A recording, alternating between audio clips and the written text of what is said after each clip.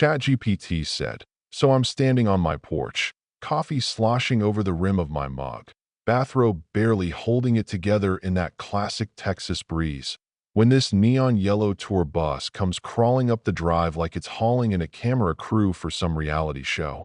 Except no, it's worse. It's Marjorie, the HOA queen bee herself, grinning like the cat who swallowed the canary. Waving in a busload of gawkers like my ranch is her personal petting zoo. And I just stare, blinking, thinking maybe I'm still asleep. But no, there's Marjorie in her khaki vest and straw hat, clipboard flashing, marching up to my locked gate, and, I kid you not, clipping the padlock like she's opening the gates to Jurassic Park. Folks, this was the morning my peaceful little patch of dirt turned into a three-ring circus, and right then and there, I made up my mind. If Marjorie wanted to play ringleader, I was going to let her tumble right over her own damn spotlight. That name's Jake, by the way. This place, 200 acres of hills, sun-bleached fences, and red dirt under my boots, means everything to me. My family's worked this land since before folks even knew what an HOA was. It's home to a motley crew of rescue animals: horses, donkeys, one stubborn pig, and the star attraction, Amos, my 2,000-pound buffalo, who honestly would rather take a nap in the shade than put up with any of this nonsense. We've been here long before the McMansions of Sunny Hills started popping up next door, and if you asked me, Marjorie's been itching for a fight ever since she planted her HOA sign across the street. To her, my buffalo are a blight, a stain on her manicured vision of suburbia.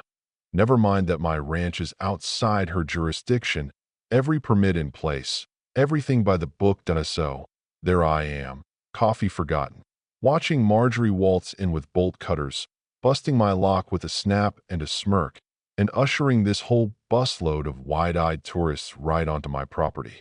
"Welcome to the Great Plains Adventure," she sings, hemming it up like she's hosting a daytime game show. Amos, meanwhile, flicks his ear, probably thinking her hat looks like a snack. I shout, "Marjorie, you're trespassing." But she just waves me off like I'm some bug buzzing her lemonade. Let me back up a sec.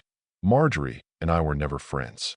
She sent me more nasty letters than I can count, griped about my fences, about the buffalo's wild smell, even tried to find me once when an ostrich spooked her dog. But this was something else. She'd turned my home into her own sideshow, handing out flyers for her fake Great Plains tour, promising tourists a safari experience on land that wasn't hers. Those poor folks didn't know any better. They just saw a big OL buffalo, started snapping selfies, chucking empty water bottles. One guy even shouted, "Does he do tricks?" Buddy, the only trick Amos knows is running you down if you mess with him. And wouldn't you know it, the moment Marjorie flung that gate open, Amos and his herd decided they'd had enough. Suddenly, what was supposed to be a peaceful tour turned into a stampede, tourists screaming, one lady climbing a fence post, her visor flying off into the wind, another guy dropping his phone only for a curious calf to nudge it like it was some sort of alien tech. The bus driver, panicking, jammed the thing into reverse and landed the whole bus in the ditch. Now it's looking like a bad day at the carnival. Marjorie's flapping her clipboard, hollering, "This is normal.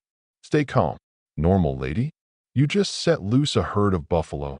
That's when my sister Ellie tore out of the house, hit the alarm, and I jumped on the ATV, trying to head Amos off before he made a break for the HOA's precious walking trail. Took some doing, but we got the herd back where they belonged, though not before Amos gave the tour bus a good snort, like he was saying, "Don't come back." Marjorie. She vanished in the chaos, but her right-hand man Phil was there, filming the whole mess, probably dreaming of his big viral moment. Didn't take long for the fallout. By sundown, the HOA group chat was blowing up, calling me the reckless rancher who let wild beasts loose in suburbia.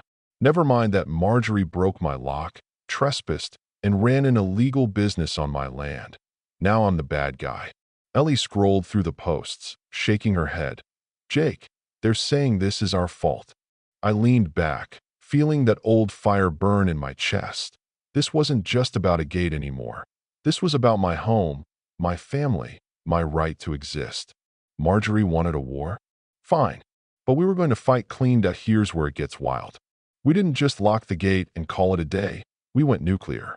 Ellie pulled up county records showing our ranch is a protected wildlife preserve, which means the HOA's got zero say out here. I checked the trail cams. Jackpot. Clear footage of Marjorie, bolt cutters in hand, laughing to herself. He'll never know. Oh, but I knew. We sent that video to the sheriff, the county, and the local news, filed complaints for trespassing, fraud, and property damage. Those flyers? Straight up illegal. Advertising a business on land you don't own. We slapped up new signs. Protected Wildlife Preserve. Trespassers prosecuted. And Ellie, just for kicks, added one in Spanish. But Marjorie, she didn't skip a beat. She went live on social media from her back patio, coffee mug in hand, pitching an emergency HOA vote to ban dangerous wildlife. Red, my buffalo, from Sunny Hills. She had my ranch circled in red on a map, even brought in some expert, claiming Amos could smell fear and attack people. Please, the scariest thing that Buffalo does is steal carrots from kids through the fence. Now, here comes the twist. Phil, her treasurer, wasn't as loyal as she thought. After a heated HOA meeting, he sidled up, slipped me a manila folder, and whispered, "I'm done with her, Jake." Inside, emails, budgets, plans for a whole series of paid tours, even waivers for minor Buffalo injuries, straight up fraud. Phil just looked tired, like he'd finally unloaded a decade of guilt. That folder was dynamite. We fired off more complaints, sent everything to the county, watched the dominoes fall. Then came the showdown. Marjorie's big HOA meeting, where she figured she'd ram her ban through without a hitch. But the neighbors showed up in force. Over 100 folks, lawn chairs and all, ready for a fight. Marjorie launched into her speech, crocodile tears and all about child safety. But a retired nurse stood up, voice shaking, and said, "My grandkids love those buffalo. They're not the danger. You are." The whole room erupted. Ellie projected Marjorie's flyers next to the HOA violation she'd hit us with that morning, the hypocrisy plain for everyone to see.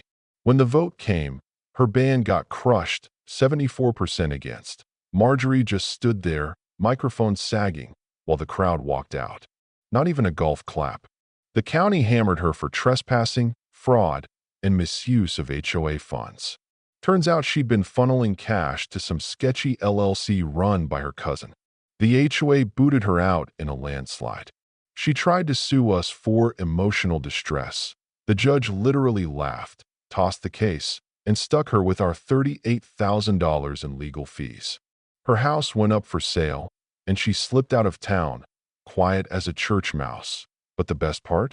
We didn't just win, we rewrote the story. The new HOA board actually apologized, called our place a sanctuary, and we even hosted an open day. The neighborhood kids named our new bison calf. Folks brought potluck. Someone made a Marjorie piñata that took more hits than a heavy bag. Standing there, watching Amos chew grass while families snapped photos, I finally felt at peace. Hard one, but real. Now, here's the thing. Marjorie might be gone, but her shadow hangs over every locked gate, every neighbor who thinks they can tame what's wild. So I gotta ask, what would you do if someone busted your lock? Do you fight, or do you let it slide? Drop a comment, tell me your story. What's worth standing up for in your world?